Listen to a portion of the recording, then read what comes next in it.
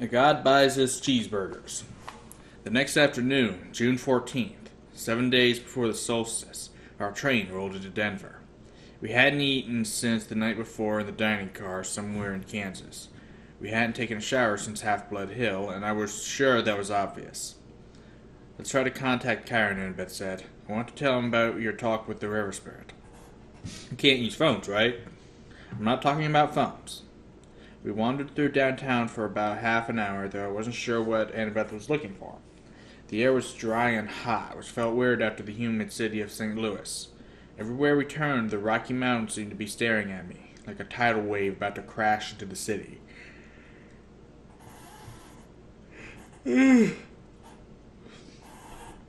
Finally, we found an empty, do-it-yourself car wash. We veered toward the stall furthest from the street, keeping our eyes open for patrol cars. We were three adolescents hanging out at a car wash without a car. Any cop worth his donuts would figure we were up to no good. What exactly are we doing? I asked, as Grover took out the spray gun. It's 25 cents, he grumbled. I've only got 2 quarters left. Annabeth? Don't look at me, she said. The dining car wiped me out. I fished out my last bit of change and passed Grover a quarter, which left me 2 nickels and 1 drachma from Medusa's place. Excellent, Grover said. We could do it with a spray bottle, of course, but the connection isn't as good. My arms get tired of pumping. Hey, what are you talking about? He fed the quarters and set the knob to fine mist. IMing. Instant messaging? Iris messaging. Annabeth corrected. The rainbow goddess. Iris carries messages for the gods. If you know how to ask, and she's not too busy, she'll do the same for half-bloods. You summoned the goddess with a spray gun? Grover pointed the nozzle in the air and water hissed out, in a thick white mist. Unless you know an easier way to make a rainbow. Sure enough, late afternoon light filtered through the vapor and broke into colors. Annabeth held her palm out to me. Drachma, please. I handed it over. She raised the coin over her head. O goddess, accept our offering. She threw the drachma into the rainbow. It disappeared in a golden shimmer. Half-Blood Hill, Annabeth requested. For a moment, nothing happened.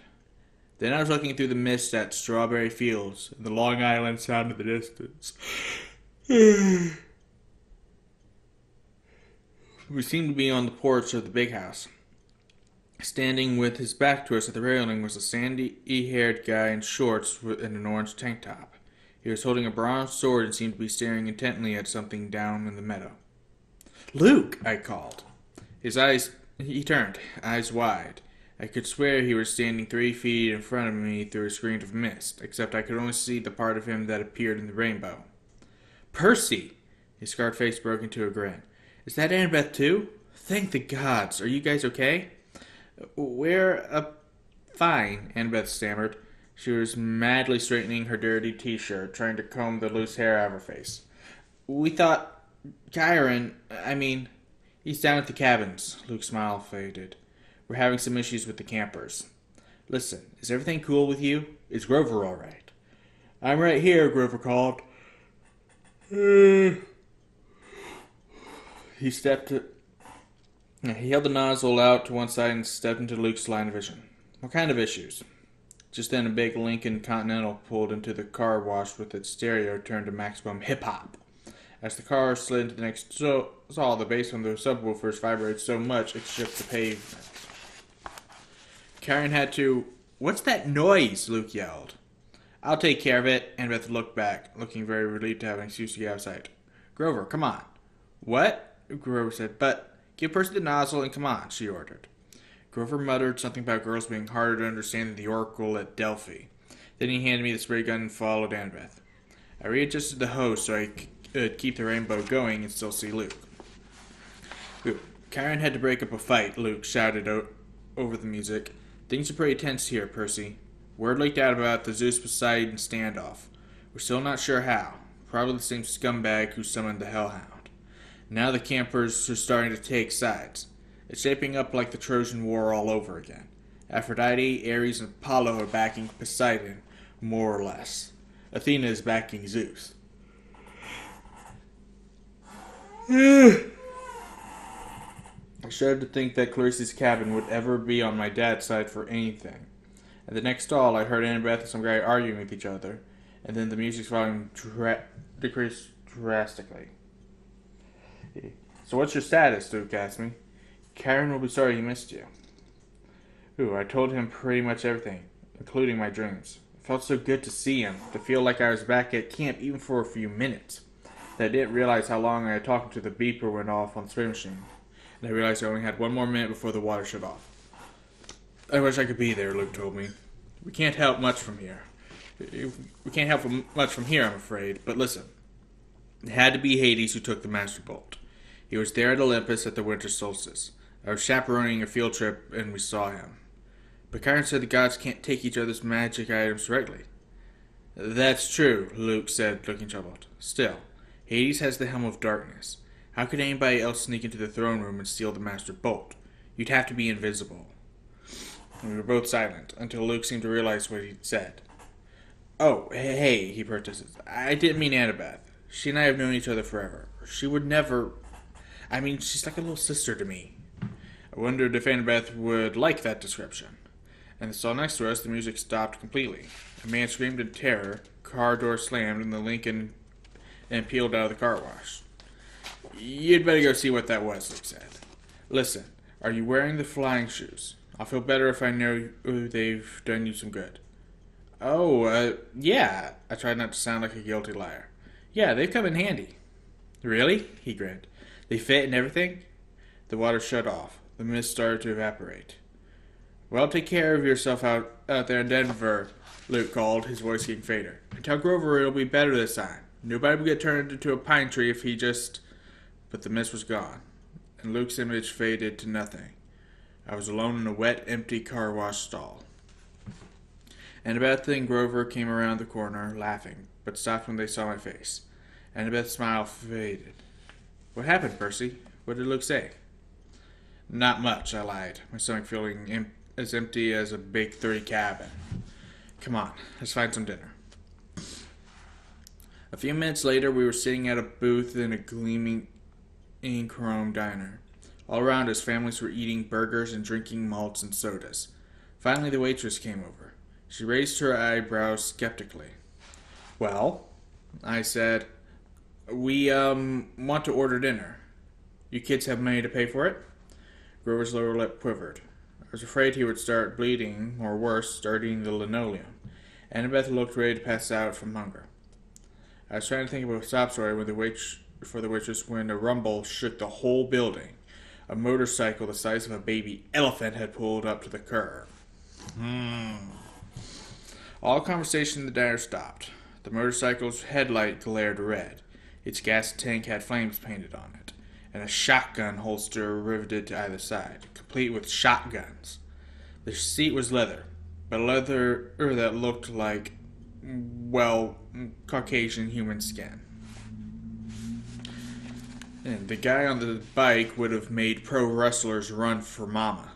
He was dressed in a red muscle shirt and black jeans, and a black leather duster, with a hunting knife strapped to his thigh. He wore red wraparound shades, and he had the cruelest, most brutal face I'd ever seen. Handsome, I guess, but wicked, with an oily black crew cut and cheeks that were scarred from many, many fights. The weird thing was, I felt like I'd seen his face somewhere before. As he walked into the diner, a hot, dry wind blew through the place. All the people rose, as if they were hypnotized, but the biker waved his hand dismissively and they all sat down again. Everybody went back to their conversations. The waitress blinked as if somebody had just pressed the rewind button on her brain. She asked us again, "You kids have money to pay for it?" The biker said, "It's on me." He slid into our booth, which was way too small for him, and crowded Annabeth against the window. He looked up at the waitress who was gaping at him and said, "Are you still here?" He pointed at her and she stiffened. She turned as if she'd been spun around and then marched back toward the kitchen. The biker looked at me. I couldn't see his eyes behind the red shades, but bad feelings started boiling in my stomach. Anger, resentment, bitterness. I wanted to hit a wall. I wanted to pick a fight with somebody. Who did this guy think he was? He gave me a wicked grin. So you're old Seaweed's kid, huh? I should have been surprised or scared. But instead, I felt like I was looking at my stepdad, Gabe. I wanted to rip this guy's head off. What's it to you? And Beth's eyes flashed me a warning. Percy, this is... The biker raised his hand. It's okay, he said. I don't mind a little attitude. Long as you remember who's the boss. You know who I am, little cousin? Then it struck me why this guy looked familiar. He had the same vicious sneer as some of the kids at Camp Half-Blood, the ones from Cabin 5. You're Clarice's dad, I said. Ares, god of war. Ares grinned and took off his shades. Where his eyes should have been, there was only fire. Empty sockets glowing with miniature nuclear explosions. That's right, punk. I heard you broke Clarice's spear. She was asking for it. Probably. That's cool. I don't fight my kids' fights, you know. What I'm here for, I heard you were in town. I got a little proposition for you. The waitress came back with heaping trays of food. Cheeseburgers, fries, onion rings, and chocolate shakes. Ares handed her a few gold drachmas. She looked nervously at the coins. But these aren't... Ares pulled out his huge knife and started cleaning his fingernails. Problem, sweetheart? The waitress swallowed, then left with the gold. You can't do that, I told Ares. You can't just threaten people with a knife. Ares laughed. Are you kidding? I love this country. Best place in Sparta. Don't you carry a weapon, punk? You should. Dangerous world out there. Which brings me to my proposition. I need you to do me a favor. What favor could I do for a god? Something a god doesn't have time to do himself. It's nothing much. I left my shield in an abandoned water park here in town. I was going on a little date with my girlfriend. We were interrupted. I left my shield behind. I want you to fetch it for me. Why don't you go back and get it yourself? The fire in his eye sockets glowed a little hotter. Why don't I turn you into a prairie dog and run you over with my Harley? Because I don't feel like it. A god is giving you an opportunity to prove yourself, Percy Jackson. Will you prove yourself a coward? He leaned forward. Or maybe you only fight when there's a river to dive into so your daddy can protect you. I wanted to punch this guy, but somehow I knew he was waiting for that. Ares' power was causing my anger. He'd love it if I attacked. I didn't want to give him the satisfaction. We're not interested, I said. We've already got a quest. Ares' fiery eyes made me see things I didn't want to see. Blood and smoke and corpses on the battlefield. I know all about your quest, punk. When that item was first stolen, Zeus sent his best looking out for it. Apollo, Athena, Artemis, and me, naturally. If I could sniff out a weapon that powerful, he licked his lips as if the very thought of the match belt made him hungry. Well, if I couldn't find it, you got no hope. Nevertheless, I'm trying to give you the benefit of the doubt. Your dad and I go way back. After all, I'm the one who told him my suspicions about old corpse breath. You told him Hades stole the bolt? Sure. Framing somebody to start a war. Oldest trick in the book. I recognized it immediately. In a way, you got me to thank for your little quest. Thanks, I grumbled. Hey, I'm a generous guy. Just do my little job and I'll help you on your way. I'll arrange a ride west for you and your friends. We're doing fine on your own. Yeah, right. No money, no wheels, no clue what you're up against. Help me out and maybe I'll tell you something you need to know. Something about your mom. My mom? He grinned. That got your attention. The water park is a mile west on Delancey. You can't miss it. Look for the Tunnel of Love ride. What interrupted your date, I asked. Something scare you off? Ares bared his teeth, but I'd seen his threatening look before on Clarice. There was something false about it, almost like he was nervous. You're lucky you met me, punk, and not one of the other Olympians. They're not as forgiving of rudeness as I am. I'll meet you back here when you're done. Don't disappoint me. After that, I must have fainted or fallen into a trance, because when I opened my eyes again, Ares was gone. I might have thought the conversation had been a dream, but Annabeth and Grover's expression told me otherwise. Not good, Grover said. Ares sought you out, Percy. This is not good. I stared out the window. The motorcycle had disappeared. Did Ares really know something about my mom? Or was he just playing with me? Now that he was gone, all the anger had drained out of me. I realized Ares must love to mess with people's emotions. That was his power, cranking up the passion so badly they clouded your ability to think. It's probably some kind of trick, I said. Forget Ares, let's just go. We can't, Annabeth said. Look, I hate Ares as much as anybody, but you don't ignore the gods unless you want serious bad fortune. He wasn't kidding about turning you into a rodent. I looked down at my cheeseburger, which suddenly didn't seem so appetizing. Why does he need us? Maybe it's a problem that requires brains, Annabeth said. Ares has strength. That's all he has. Even strength has to bow to wisdom sometimes. But this water park, he acted almost scared. What would make a war god run away like that? Annabeth and Grover glanced nervously at each other. Annabeth said, I'm afraid we'll have to find out. The sun was sinking behind the mountains by the time we found the water park.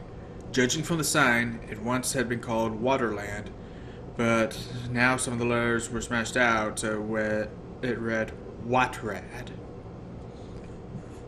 The main gate was padlocked and topped with barbed wire.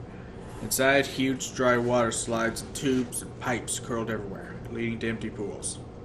Old tickets and an advertisement fluttered around the asphalt. With night coming on, the place looked sad and creepy. If Ares brings his girlfriend here for a date, I said, staring up at the barbed wire, I'd hate to see what she looks like. Percy, Annabeth warned, be more respectful. Why? I thought you hated Ares. He's still a god, and his girlfriend is very temperamental. You don't want to insult her looks, Grove added. Who is she? Echidna? No. Aphrodite, Grover said, a little dreamily. Goddess of love. I thought she was married to somebody, I said. Hephaestus. What's your point? He asked. Oh. I suddenly felt the need to change the subject. So how do we get in? Maya! Grover's shoes spread her wings. He flew over the fence, did an unintended somersault in midair, then stumbled to a landing on the opposite side. He dusted off his jeans as if he'd planned the whole thing. You guys coming? Annabeth and I had to climb the old-fashioned way, holding down the barbed wire for each other as we crawled over the top. The shadows grew long as we walked through the park, checking out the attractions. There was Ankle Biter Island, Head Over Wedgie, and Dude, Where's My Swimsuit? No monsters came to get us. Nothing made the slightest noise.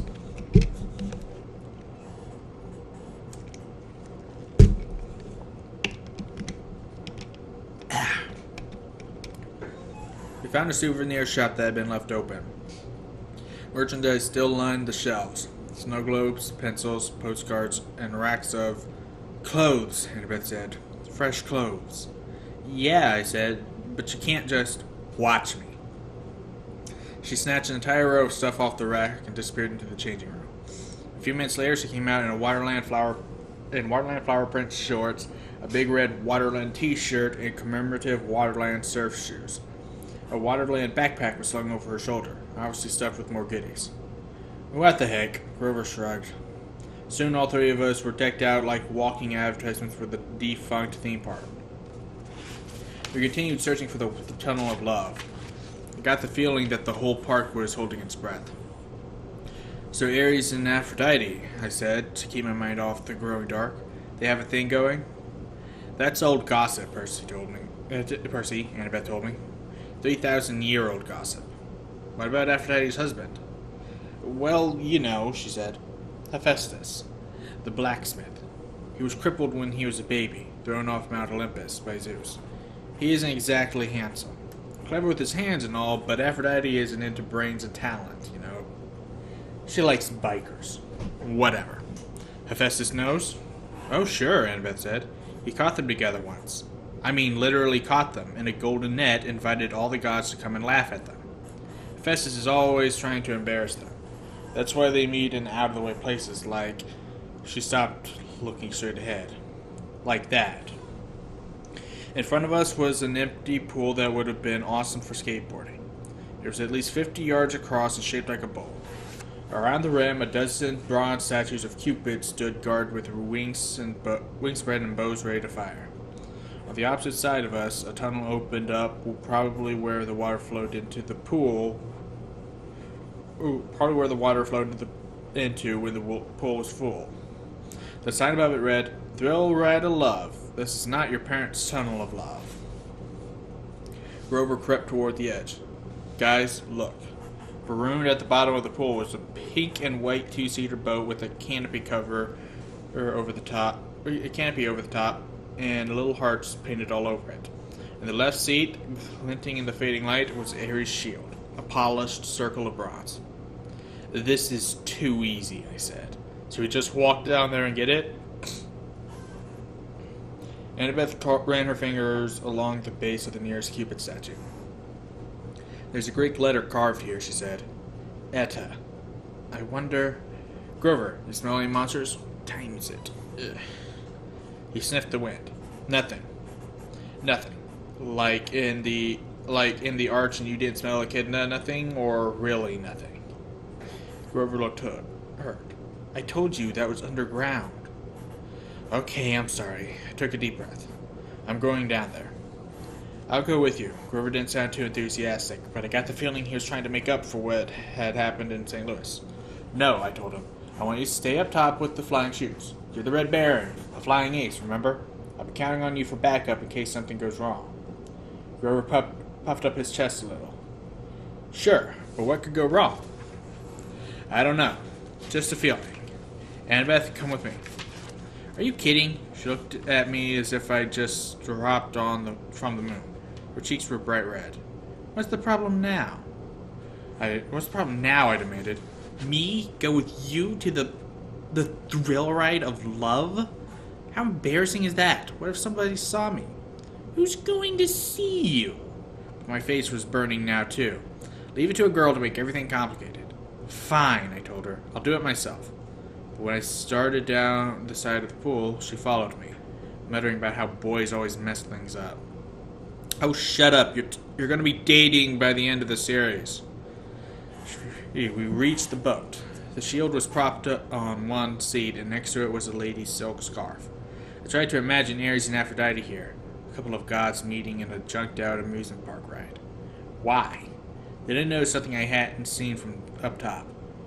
Mirrors all the way around the rim of the pool, facing this spot. We could see ourselves no matter which direction we looked. That must be it. While Ares and Aphrodite were smooching with each other, they could look at their favorite people, themselves. I picked up the scarf. It shimmered pink, and the perfume was indescribable. Rose or mountain laurel. Something good. I smiled, a little dreamy, and was about to rub the scarf against my cheek when Annabeth ripped it out of my hand and stuffed it in her pocket. "Oh, no, you don't. Stay away from that love magic." "What?" Just get the shield, seaweed brain, and let's get out of here." The moment I touched the shield, I knew we were in trouble. My hand broke through something that had been connecting it to the dashboard. A cobweb, I thought, but then I looked at a strand of it on my palm and saw it was some kind of metal filament, so fine it was almost invisible. A tripwire. "Wait," Annabeth said. "Too late." "There's another Greek letter on the side of the boat. Another Eta. This is a trap." Noise erupted all around us, of a million gears grinding, as if the whole pool were turning into one giant machine. Grover yelled, "Guys!" Up on the rim, the Cupid statues were drawing their bows into firing position. Before I could suggest taking cover, they shot, but not at us. They fired at each other, across the rim of the pool. Silky cables trailed from the arrows, arching over the pool and anchoring where they landed to form a huge golden asterisk. Then smaller metallic threads started weaving together magically between the main strands, making a net. "We have to get out," I said. "Duh," Annabeth said. I grabbed the shield and we ran. But going up the slope of the pool was not as easy as going down. "Come on," Grover shouted. He was trying to hold open a section of the net for us. But wherever he touched it, the golden thread started to wrap around his hands. The Cupid's head popped open. Out came video cameras. Spotlights rose up all around the pool, blinding us with illumination, and a loudspeaker voice boomed, "Live to Olympus in 1 minute." 59 seconds. 58. Hephaestus, Annabeth screamed. I'm so stupid. Etta is H. He made this trap to catch his wife with Ares. Now we're going to be broadcast live to Olympus and look like absolute fools. We'd almost made it to the rim when the row of mirrors opened like hatches and thousands of tiny metallic things poured out. Annabeth screamed. It was an army of wind-up, creepy crawlies. Bronze gear bodies, spindly legs, little pincer mouths, all scuttling toward us in a wave of clacking, whirring metal. Spiders, Annabeth said. I'm not going to try to do a girly scream. I'd never seen her like this before. She fell backward in terror and almost got overwhelmed by the spider robots before I pulled her up and dragged her back toward the boat. I forgot that she was scared of spiders. I almost forgot about that whole thing with Arachne and Mark of Athena.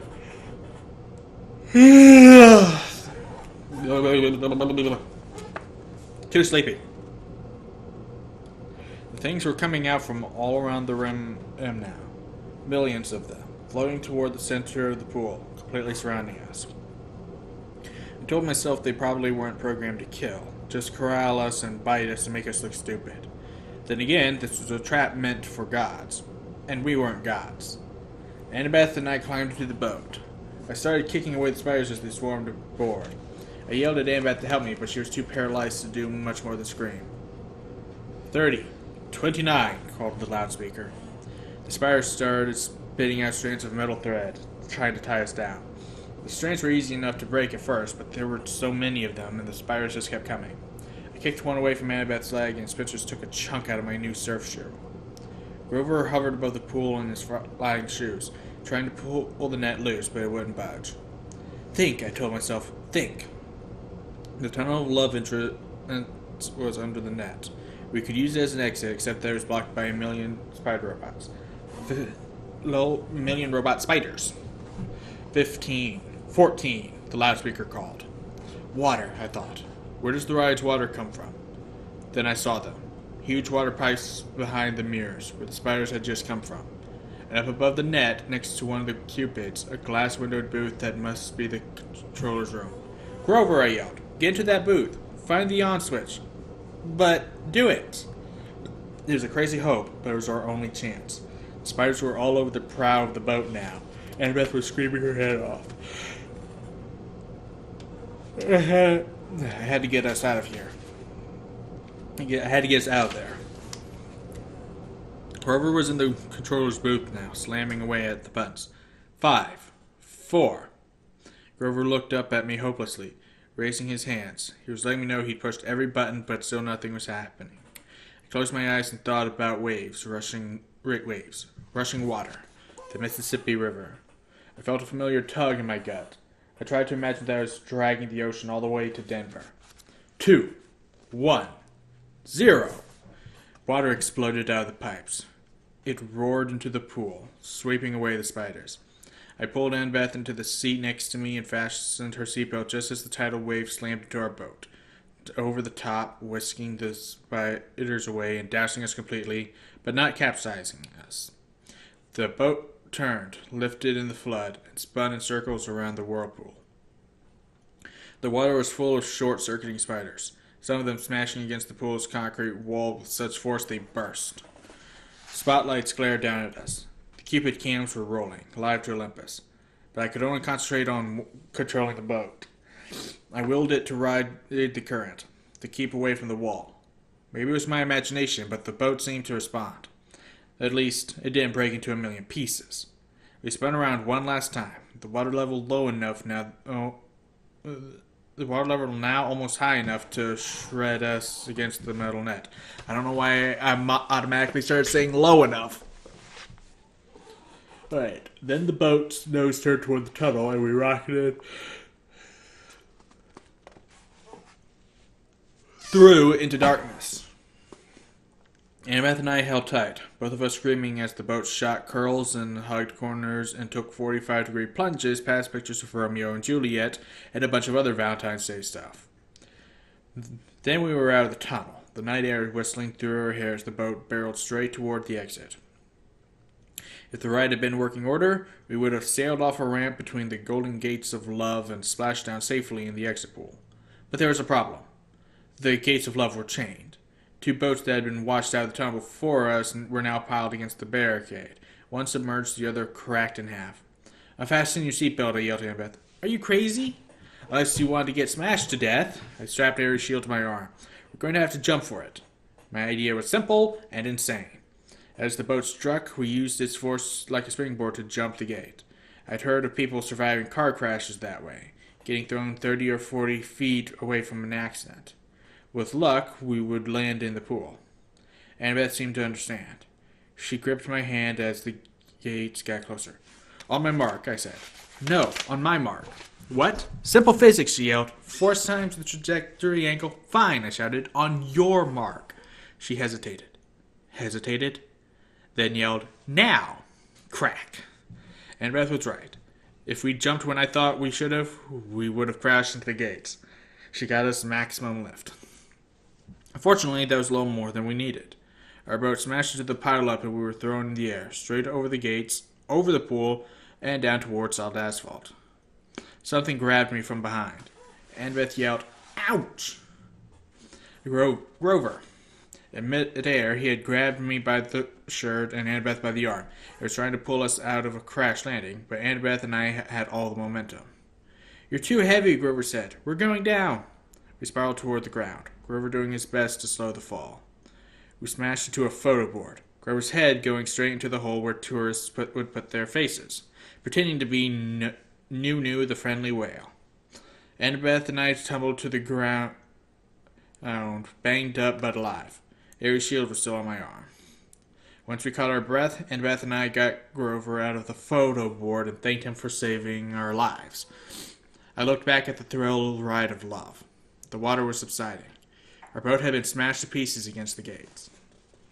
100 yards away, at the entrance pool, the Cupids were still filming. The statues had swiveled so that their cameras were trained straight on us, the spotlights on our faces.